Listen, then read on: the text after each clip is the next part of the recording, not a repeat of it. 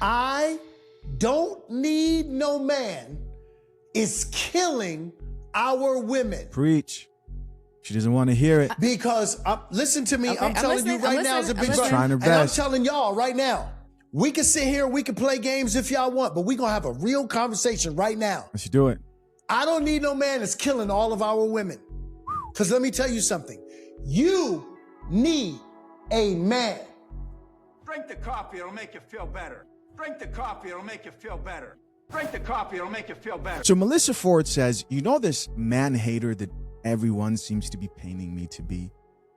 I am not that. She spoke exactly those words here on this podcast featuring Dondre Whitfield, American actor. I've seen him on a few other podcasts. I've seen short clips here and there of him, and these seem like really good conversations. I remember I used to have guests on my platform. It's not my thing anymore, but I still appreciate these conversations and love to see what type of value we can extract from some of this stuff, right? So the title of this video reads, Men Have Purpose, Dondre Whitfield on Masculinity, Love, and the Crisis Between Men and Women. Let's get it. Let me tell you a little bit about my algorithm, which is why I wear this shirt, to let everybody know that I am not the man hater that some people are labeling me as. First of all, it's just so cheap and easy to call me that, because the actual truth is how much I do love men. I could feel that in everything that I could just feel it. Yeah.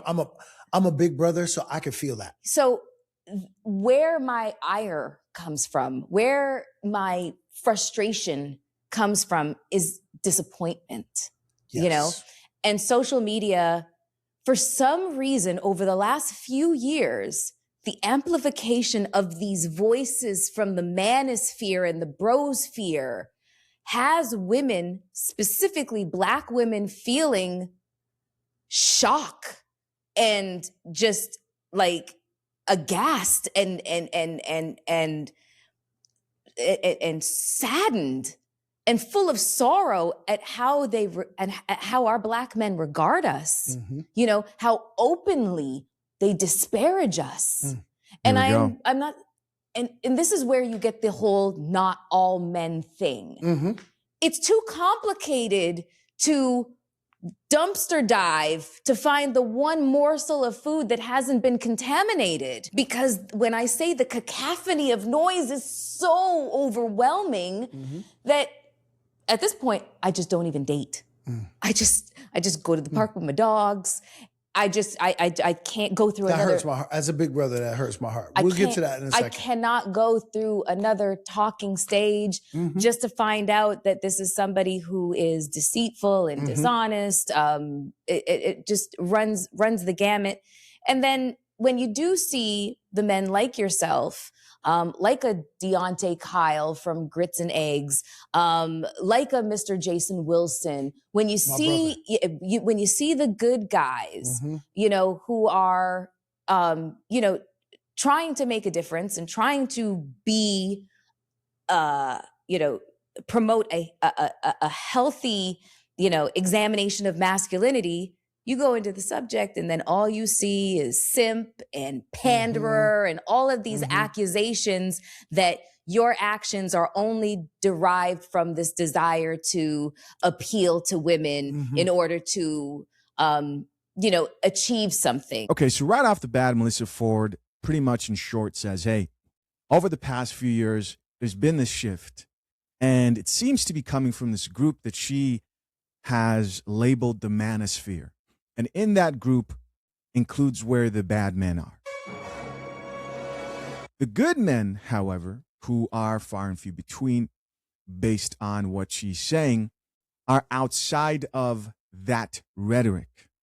What type of rhetoric are we talking about? Well, these are men today who are pushing back on feminist ideals, many of them, who have said, hey, wait a minute, maybe we're going too far with this neutrality when it comes to relationships, not respecting gender norms, so on and so forth. You guys know exactly what I'm talking about. And she says outside of that, she mentions a few people. She also puts Dondre Whitfield here in that box. And then she also talks about the guy from, I guess, the podcast Grits and Eggs. I've done a reaction to one of his videos where he pretty much says that the Black community needs to abandon Jesus. And I disagree wholeheartedly. I'll disagree with anybody who believes that, right?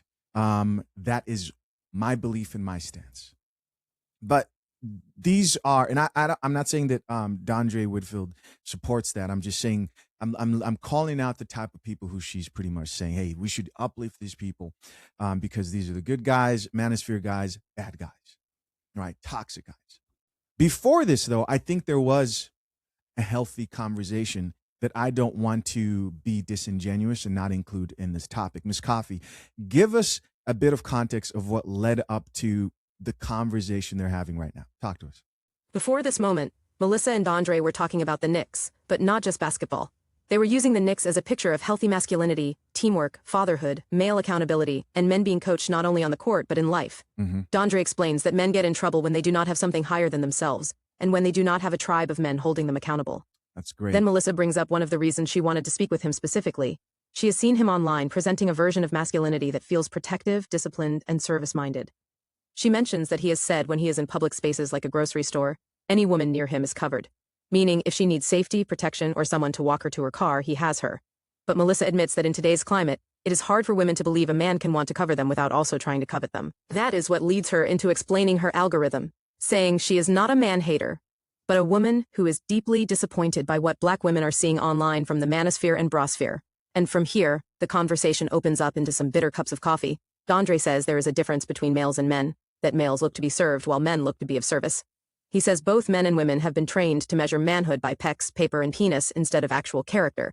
And later, he challenges the phrase, I don't need no man, saying women may not need every man romantically, but women still need real men for covering, discernment, protection, and partnership. Now, there's a lot I want to say, but let's watch a little bit more first. Let's keep watching. Now you guys have established what led up to the conversation we're about to get into right now. Before we get back into the video, a quick word about the sponsor of this channel, fathershaverights.com. At fathershaverights.com, one of our expert attorneys explains that drafting a prenup without the right experience is risky. If done wrong, the courts could invalidate it. That's why, as a future husband, you need to know how to pick the right attorney. The truth is, most experienced family law attorneys handle multiple prenups every week, and the demand only keeps growing. Click the link pinned to the top of the comment section to take the first step in securing your marriage the right way. Or be given something. Right. And that in itself is so disheartening as well. Yep. It's so frustrating to see that. So when women are, generalizing men and guys are like, well, not all guys. I'm like, well, there's a reason why we chose the bear. Here we go. There's a reason why we chose the bear, and don't get me started about the bear because I've had almost fist fights about the goddamn bear. Yeah. Okay. Yeah. So that is a picture of what my algorithm looks like. A bunch of fed up women who are decentering the idea of a man being in their lives and just living their lives like it's golden because they got good friend groups and they travel and they're just expanding their worldview on what a full and meaningful life looks like, excluding men, and the men that are really, really angry about it and call us everything from like spinsters to old, washed up, and all the other things that I find in my comment section. So that's what my algorithm looks like. I want to get your take on what women in general are seeing with regularity. And so, just to be clear, her algorithm looks exactly like most chicks today. Right? Just a bunch of like disinterest. It's what you expect. And is hope dangerous for us? No. One. So there's so much. Okay. So let me start with, whenever I see a woman who is stuck in the state of leading with her masculinity, I recognize that is a hurt sister who is trying desperately to protect her femininity. So whenever I see it, I am urged to triage my sister's heart. I love that word, triage, because that she's been injured. What I also want you to know is, but I wrote a book called Male versus Man. That is a book on manhood. Please send me a copy of that. Listen, I'm going to read that from cover to cover. Male versus man. I'll check that out as well. For you guys who don't know, Andre Whitfield has been married for, I think, about like 24 years, you know. And with the resume like that, I believe we can all learn something from somebody who's done something longer than we have. If you look on, I'm not trying to plug Amazon, but I have to use it as an example. If you look on Amazon right now, that book, in an age where you're not even allowed to talk about manhood, that book is rated probably 4.7 out of 5 stars.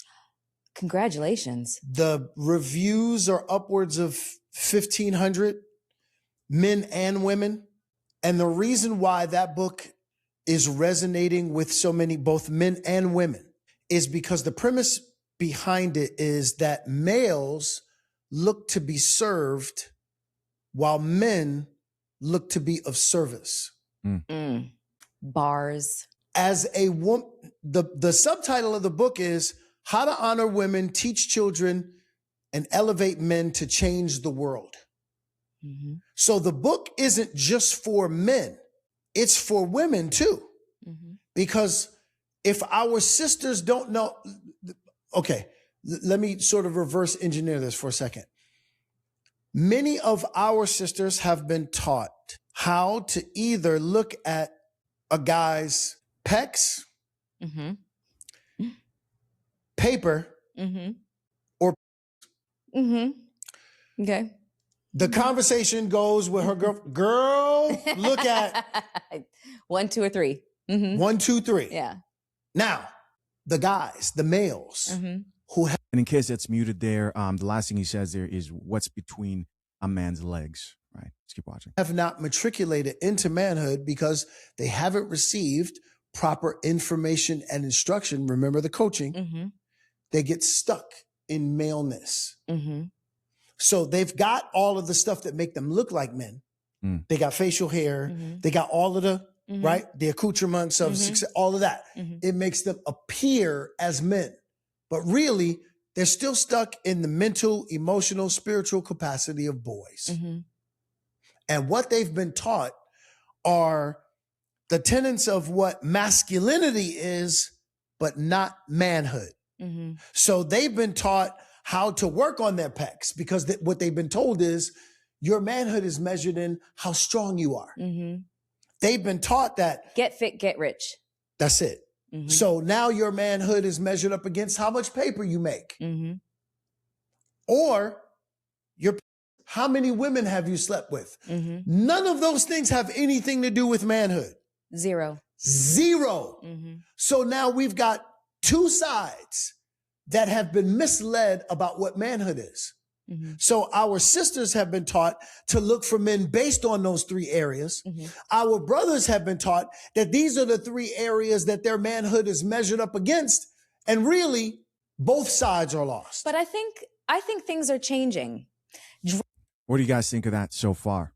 I wonder how he would classify where those things fit in the overencompassing definition of being a man, if those things aren't a part of it. And by the way, I agree to a larger degree than not that being of service either to your family, and if you don't have a family of your own, children, kids, wife, to the community that you're serving, or if you don't have that, like an intimate community, sometimes you are of service to the people who you run into from day to day in your life.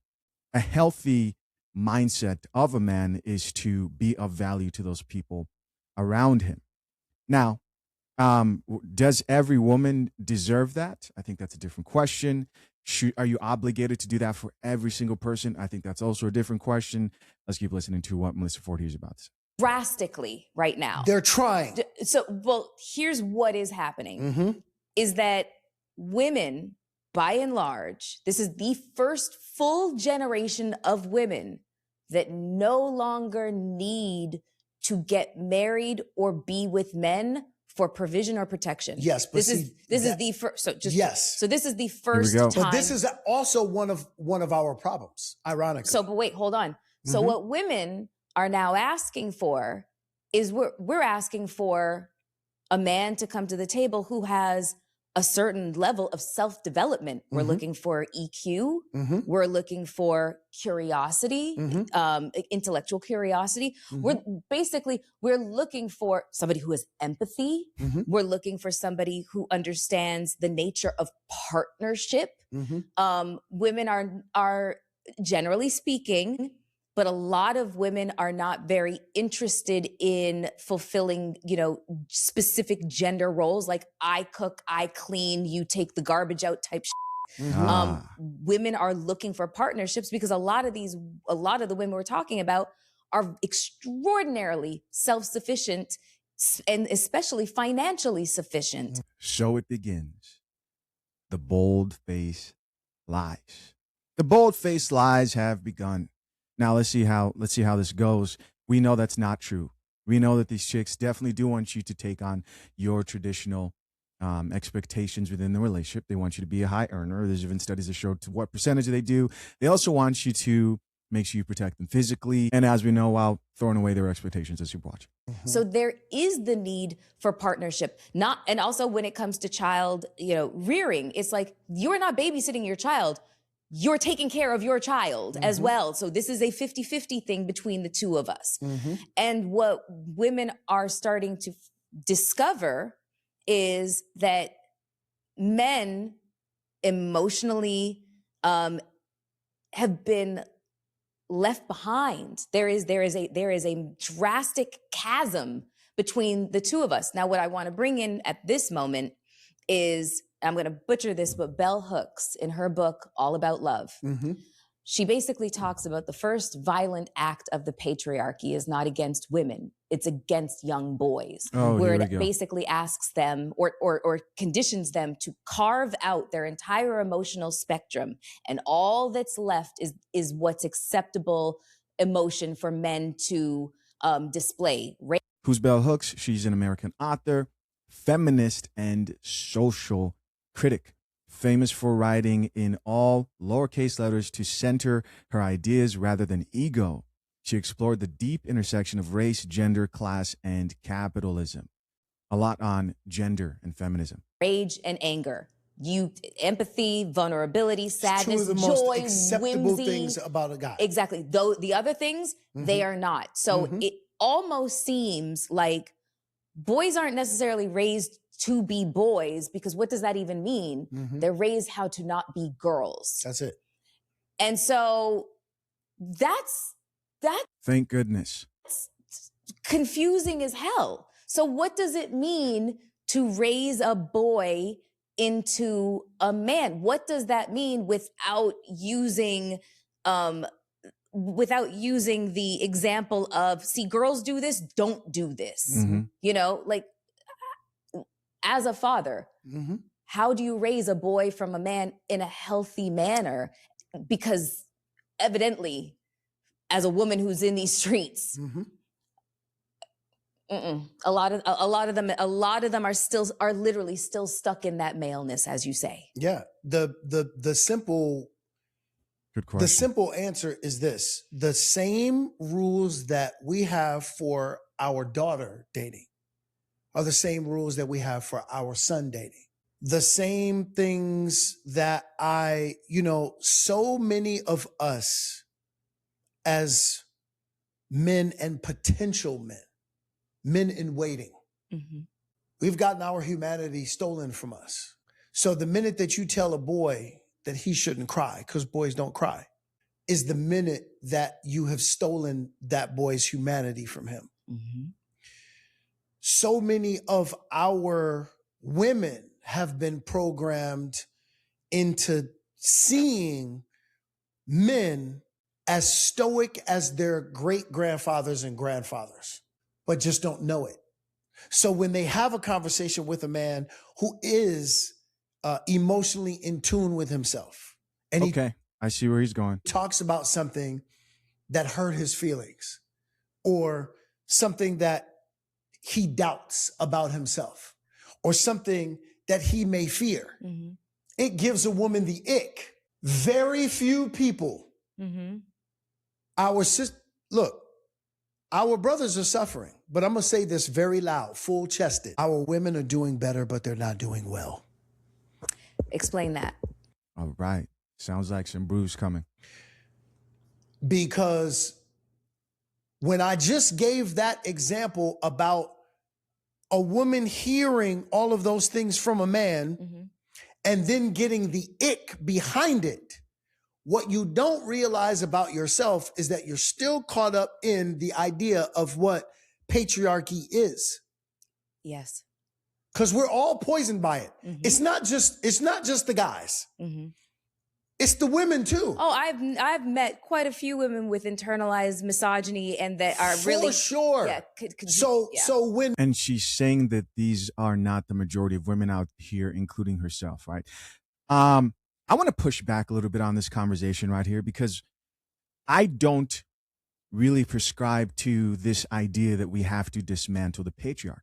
I believe that we've lived in a gynocentric, female-centered society for a little while, and we've seen what that's produced, and we've also seen what patriarchy's produced. And the question is, as the way I like to grade how a society's doing, children, the next generation, the question I would have is, which structure of society we're birthing generation children that were more mentally stable? Let's start there, right? In their right minds, knew themselves more, were more grounded, were more resilient, so on and so forth. I am the type of man who was raised up by my father to learn how to control my emotions to the best of my abilities. Now, it wasn't you just sit there and bottle it up so one day you explode and everybody's afraid of you because now you're this loose cannon. But no, there's a time and place as a man to cry. Society wants to reconstruct the world so that you can cry anytime as a man. To me, that just sounds laughable. And the way I see it and the way I've said it many times is, listen, you're not a robot, but you are a man. And so when it comes to the hierarchy of who's the first to start acting out and crying and acting like a baby emotionally, maybe you should be the last one. Can you be the last? Can you be a man and be the last person to cry in general, right? What's the general trend of your response to situations that may elicit that type of emotion? If we have a baby, can we let the baby cry first? And then maybe your wife. Like, can you hold off? You can at least wait. Be like, all right, well, my baby's crying right now. Let me get his off. Then my wife, if she's going to cry, then once in a while, you're going to cry first. And sure, you may be in a situation where you're not able to go into the car and go for a drive or go into the bathroom and let it out. But there needs to be a higher expectation, I believe, when it comes to men controlling their emotions.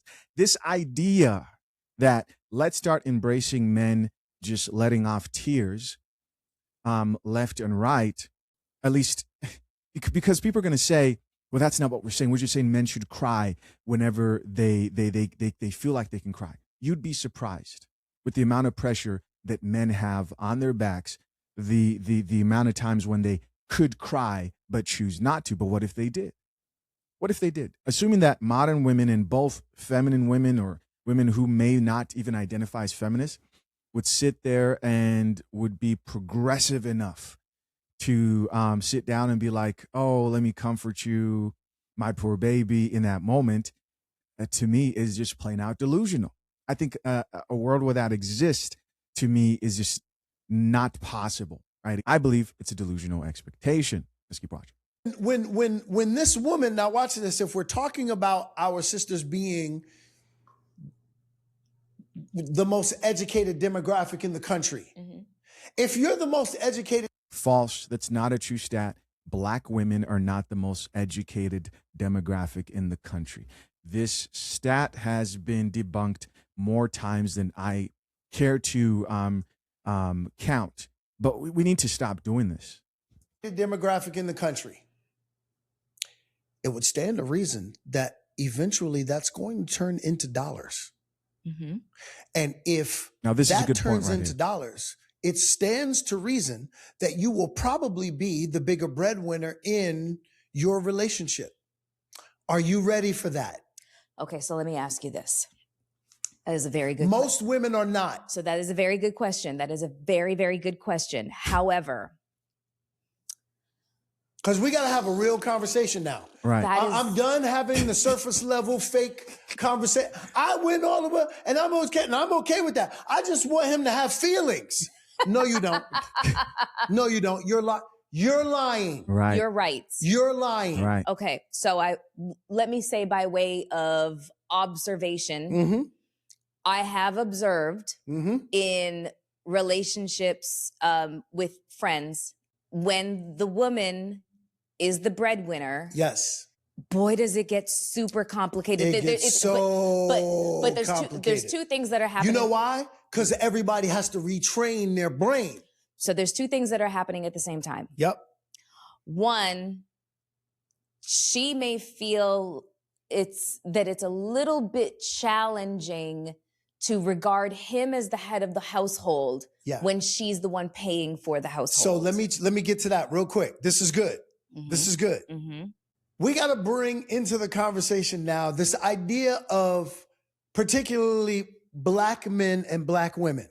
Black women are under the impression that when they become accomplished and they make more money, that Black men are intimidated by them. Uh-oh.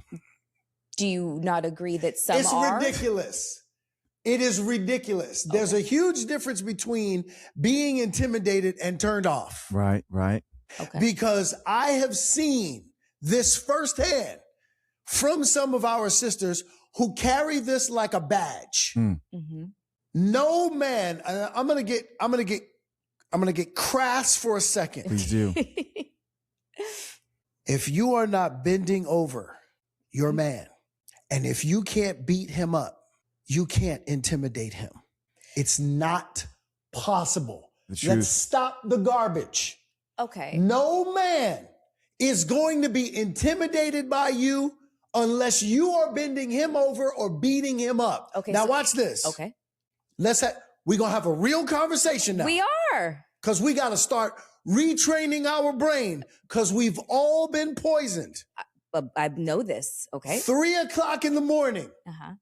My wife, by the way, right now, Mrs. Whitfield out-earns Mr. Whitfield. Oh, really? There's only one man in that house at 3:00 in the morning when my wife wakes up and she says, babe, I heard a sound. babe, I heard something. If it were difficult for her to see me as the man of the house, Mm-hmm. she would get up, grab the gun, grab the Roddy, and go see if everything is okay. While I lay underneath the covers and wait for her to get back. Mm-hmm. There's one man in that house. Mm-hmm. I don't care what listen, be a boss Mm-hmm. outside that house. When you come in here, you are Mrs., That's not right. Mr. Mm-hmm. That's right. I am the leader of my house, not because I tell anybody what to do. I'm too smart for that. Mm-hmm. My wife is from the South Side of Chicago. I'm from Brooklyn, New York. If we don't do life right in our house, somebody will die. That's yeah, it's true. My wife's from Chicago too. You understand? Yes, you guys are both tough cookies. I do not tell my wife what to do. Mm-hmm. I show my wife what to do. That's what makes me the leader of the house. Okay. Listen, this is so important what he's saying right here. Not easy to do. I failed so much at this at the beginning of my relationship to understand that. And you know, you learn this with most people, but especially in a relationship, is you demonstrate. There's a quote I remember called "demonstrate, don't negotiate." You know, people watch you, and especially children, you know, watch you more than they do listen to you, and you have to set the standard. Just recently, you know, I thought to myself, I said, man, the dad bod is coming on. I've since then been in the gym, caloric deficit. I've been documenting the process. If you guys want to actually have a page where I'm actually documenting the process, kind of kept it to myself. A few people know about it. If you want to follow my progress, head over to my IG and check in my bio. I tagged the page. But yeah, when it comes to most things that you require, in a marriage, as the man, leadership is first shown by actions. And I bring up the getting back in shape thing because, some of you guys know that my wife is currently pregnant with our second child.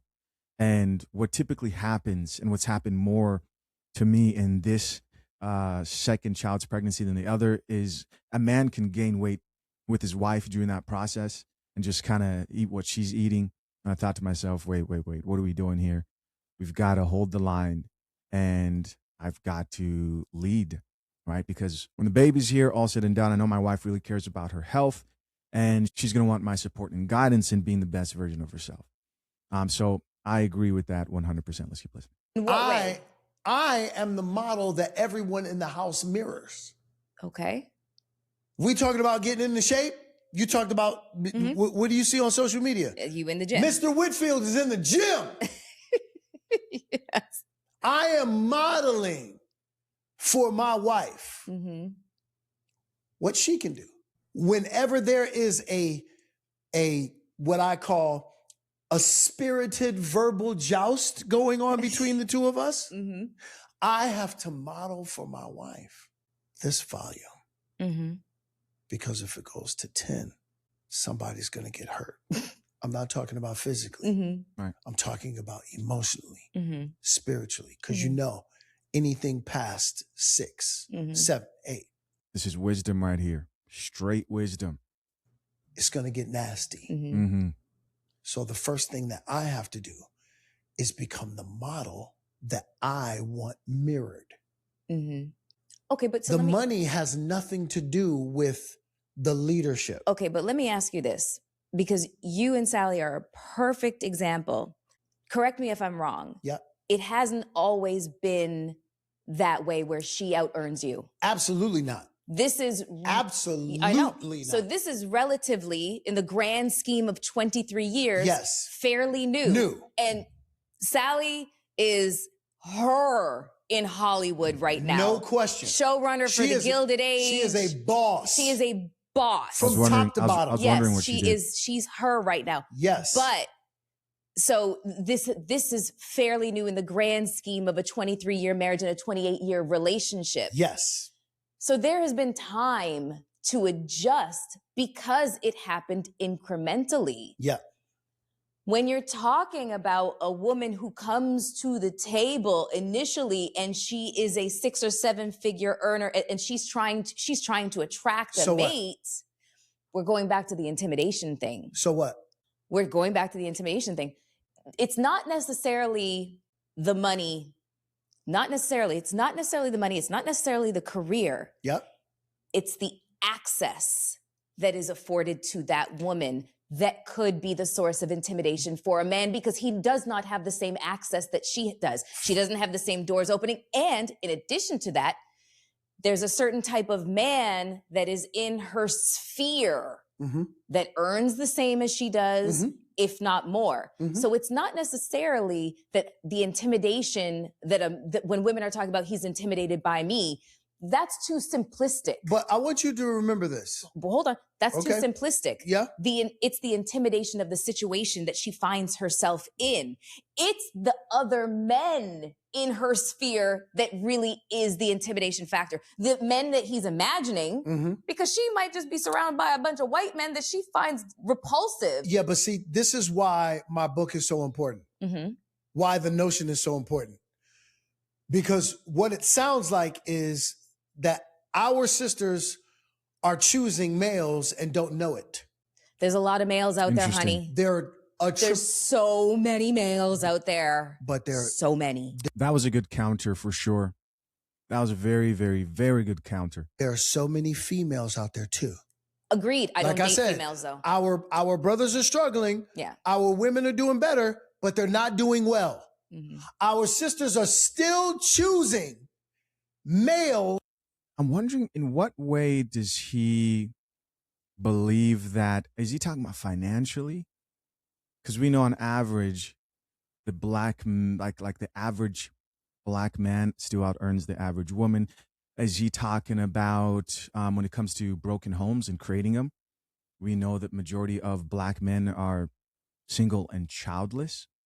what is he using to determine black women doing better? Because one thing that I know for sure is that black women do have a monopoly on the narrative spread on mainstream media. And so it may seem that when you look on the headlines, that's what you see. But in reality, that's not the case. And don't know it. And then what they're then doing is they're disparaging the men that actually exist because they keep choosing males. Well, that's a fact. Here's a sitch when it comes to like choosing males. That's basically the whole choose better argument. Yes. And I will say from my standpoint of being a woman, I'll speak for, a lot of other women here, you would have to have like superhuman powers of discernment to weed through because here's the thing. So I'll give you an example. Okay. This is where let me tell you. We get ready to lock in. We are getting ready to lock in. So let me tell you the level of deception that males can actually Deception. have. Yes. Men can have whole other families on the other side of town. Absolutely. And women find out when the man dies. But you know what? See, so this is now you're hearing what you're hearing right now? What am I hearing? You're hearing the importance of partnering with a man. Mm. Yeah.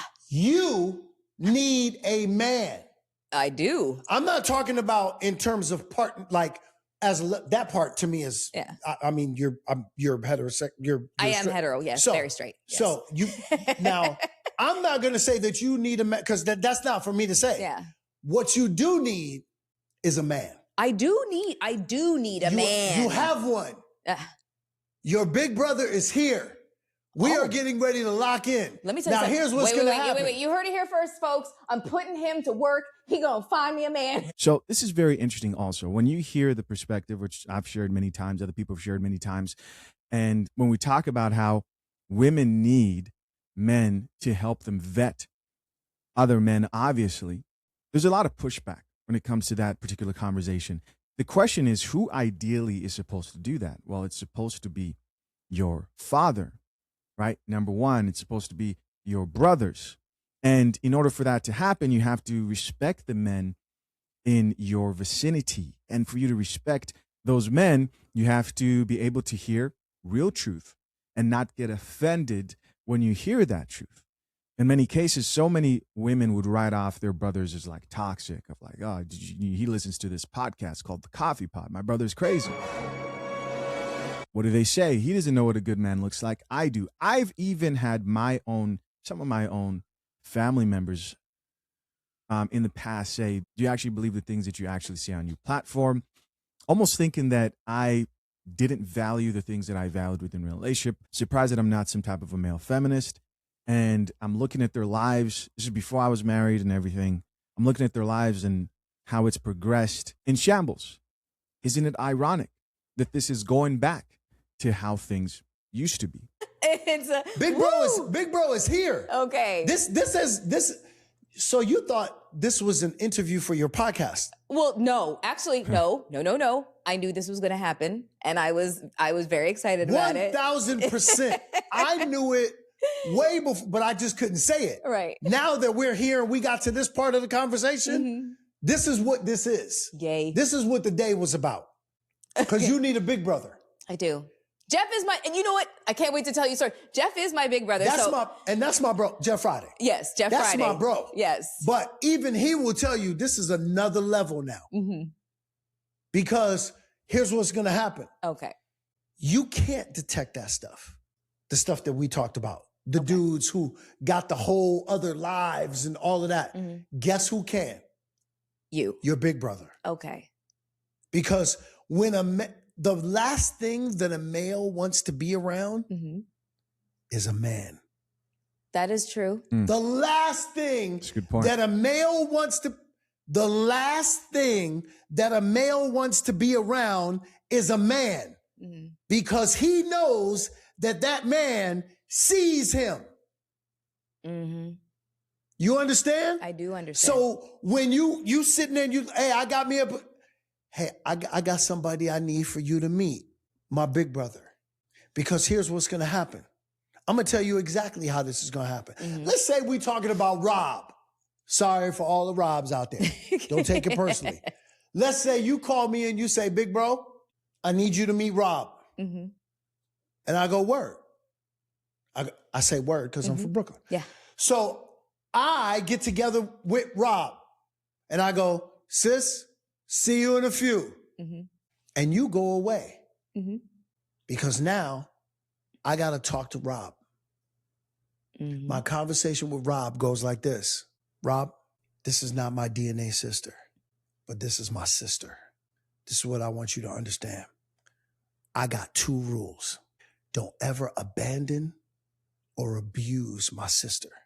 If either one of those things happen, you and I are going to have another kind of conversation.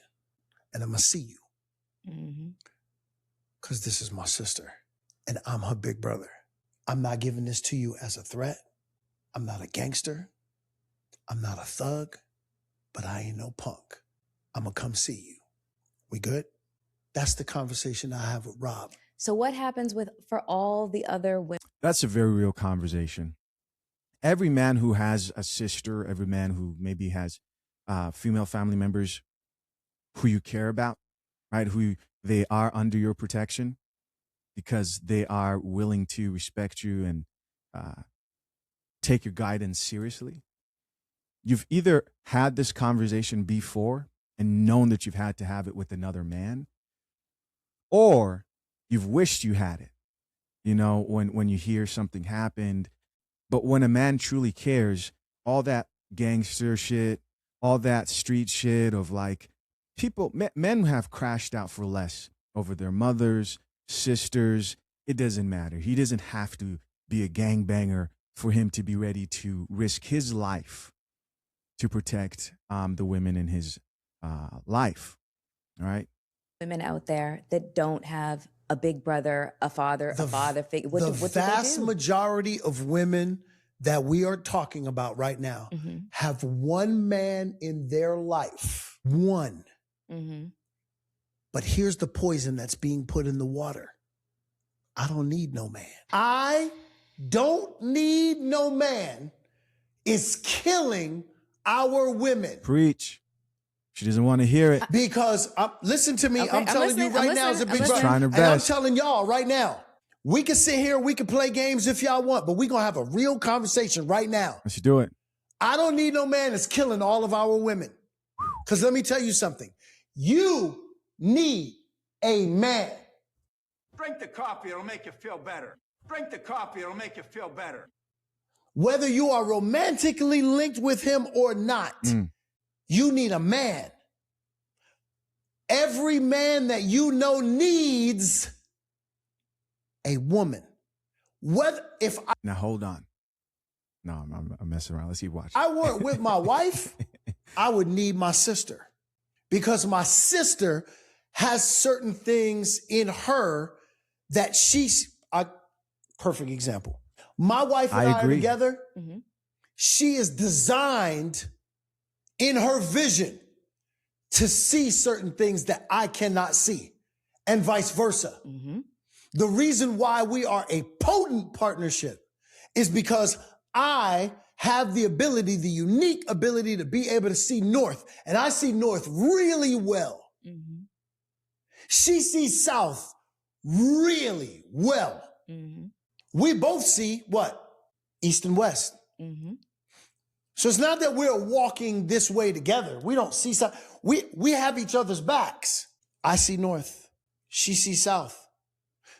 I see north. I see east and west. What's my blind spot? South. South. Yeah. This is such a beautiful analogy. Beautiful. What's her vision? South. South. If we're facing the same way, which is where everybody wants, we see everything the same way. Both of y'all are going to get killed by that train coming from the south because y'all are both, you got me. Very well put. I would add the caveat of, and God sees north, south, east, and west. Amen. And yes, men and women are better together than they are apart.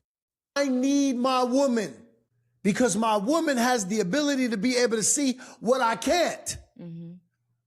She needs her man because I have the ability to see what she cannot. But if she keeps subscribing to the notion that she don't need no man, she's going to get killed by the train coming from the north because her man is designed to be able to see her blind spot. In a perfect world, yes. In a perfect world, yes. That is not always the case. The world don't need to be perfect. It does need to have polarity. Agreed. You understand? Agreed. We don't need to be perfect. Agreed. We got to stop trying to re-engineer this thing. There's certain things that nature has taken care of for us. But not the nature. He's going into the nature. I'm gonna introduce a word that's gonna set everyone on fire, and I cannot wait. Go ahead. We all have to submit to what nature has taken care of for us. Now, notice the submit is coming from which side? Both sides. You got me. Who's the prize? The man or the woman? I hate that question. You're gonna love this question. Who's the prize? Who is the prize? No one. What is the prize? Happiness. The partnership. You got me. You got me. The prize is the partnership. The prize isn't the person. The prize is the partnership. Even this is a partnership. You are my sister. I am your brother. I'm going to take care of you. You better take care of me.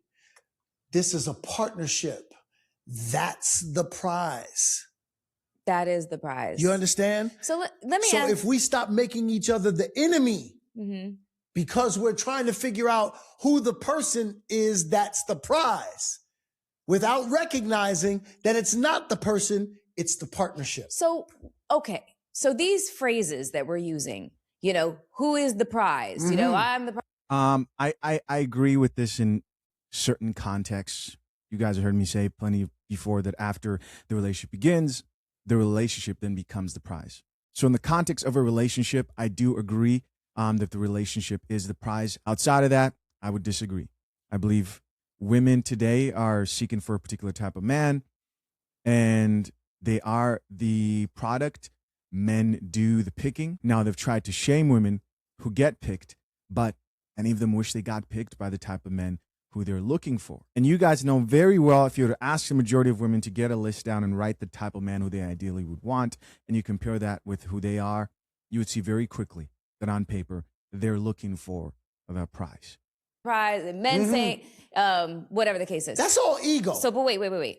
There's all these terms floating around the internet. Yep. Who's the prize? What do you bring to the table? 50-50.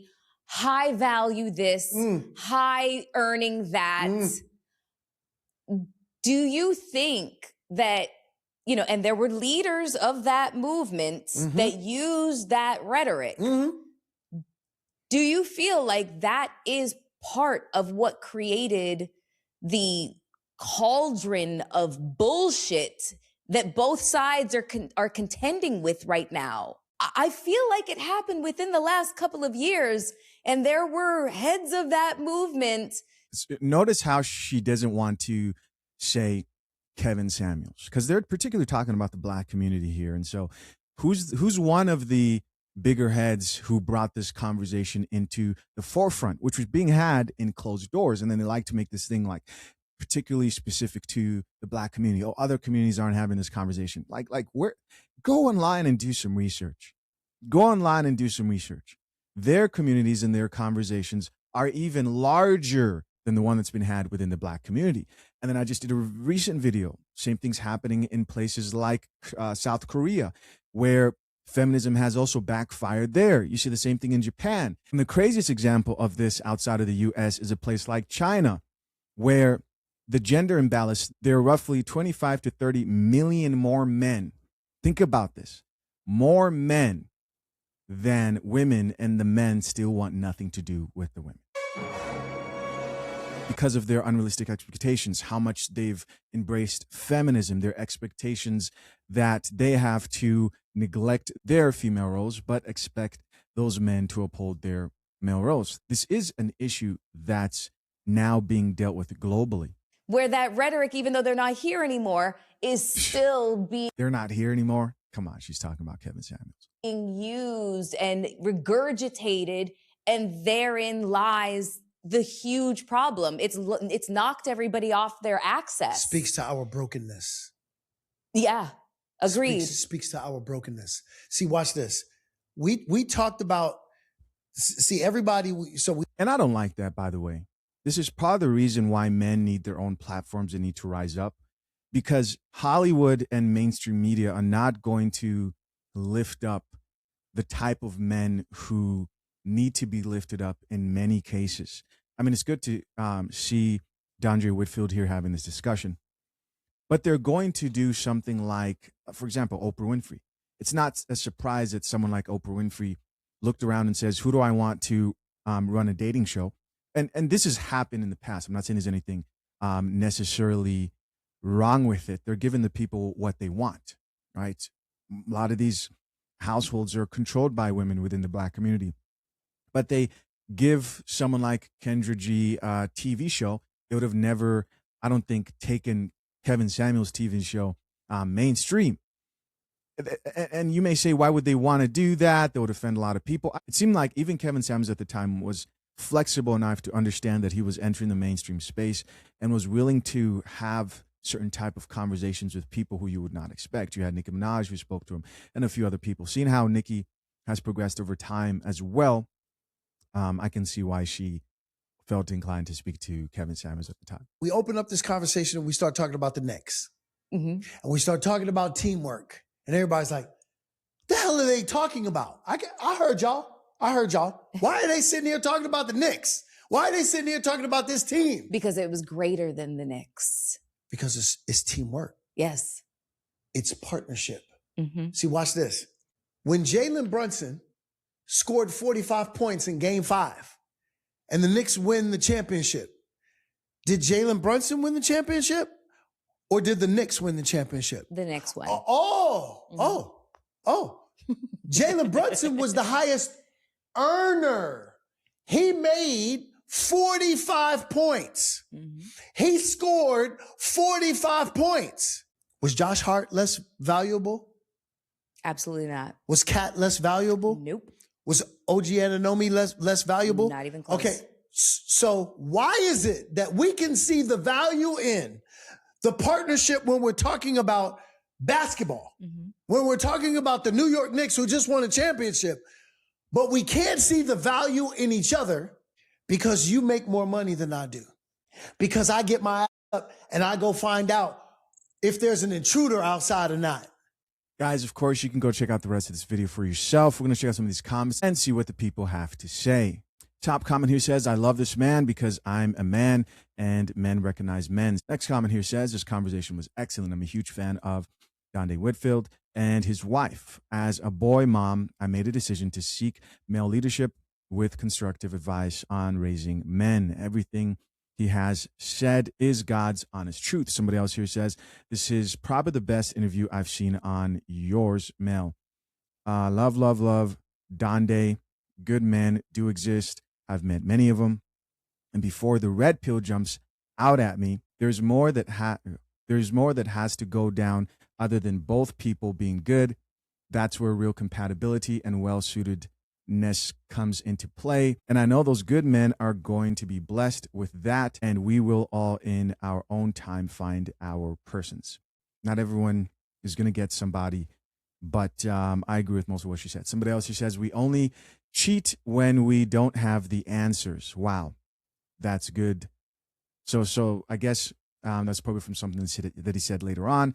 Another comment here says, I love listening to him. He said some straight gems in this conversation. Another comment here says, conversation is so healthy and amazing. Of course, guys, curious to know what you think. I enjoyed the conversation overall and even took some lessons of my own. Appreciate you guys. Next time, I'm out. Peace. Hey guys, as always, I appreciate you checking out yet another episode of the Coffee Pod. To my currently engaged or soon-to-be married men. If you need a prenup and would like a guide that shows you how to get a solid and legally binding prenuptial agreement, hit the link pinned to the top of the comment section and access your guide at fathershaverights.com today.